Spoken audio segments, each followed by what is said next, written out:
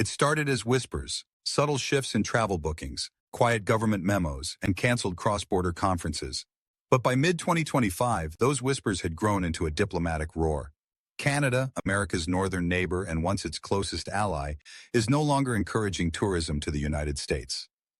What began as a disagreement over trade and border security has now exploded into a full-fledged political weaponization of travel. Canada is boycotting U.S. tourism, not through dramatic press releases, but through targeted actions, policy signals, and quiet deterrence. And the consequences are reverberating far beyond travel agencies and hotel chains. This isn't just about vacations, it's about sovereignty, retaliation, and economic pressure, and it may reshape how the two nations interact, not just on paper, but on pavement. The shift no one saw coming. For decades, Canadians and Americans crossed each other's borders with ease. Families, shoppers, students, and retirees flowed freely, especially Canadians heading south for warmer climates, cheaper shopping, and iconic American landmarks. In 2019 alone, over 20 million Canadians visited the U.S., spending more than $20 billion. But in 2025, that figure is projected to collapse by more than 40%, and it's no accident. Retaliation by restraint. The Canadian government hasn't officially banned travel to the U.S., but it doesn't need to. Instead, Ottawa has quietly launched a domestic redirection policy, encouraging Canadians to travel within Canada, explore European destinations, or support Commonwealth tourism ties. Federal and provincial travel ads no longer mention popular U.S. cities. Travel grant programs for youth and cultural exchanges now exclude destinations like Florida, Texas, and Arizona. Subtle, but effective.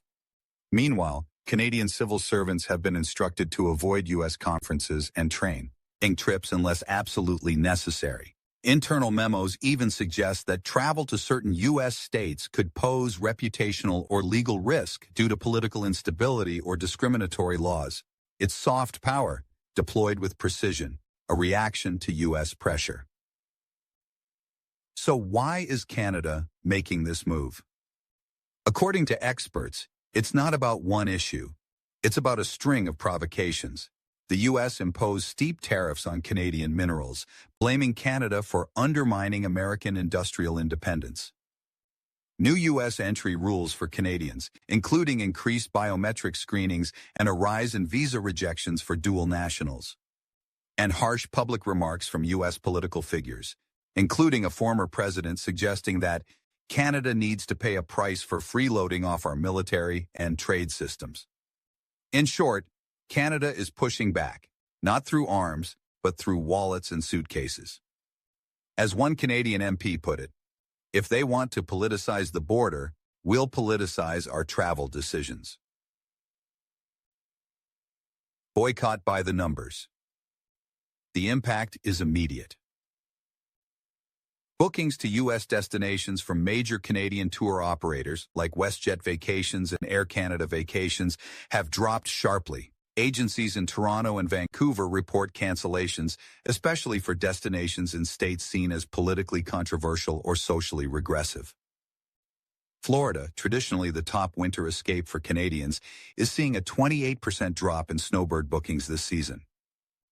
Arizona and Texas are faring worse, with some retirement travel clubs suspending group trips altogether due to what they describe as a hostile political climate.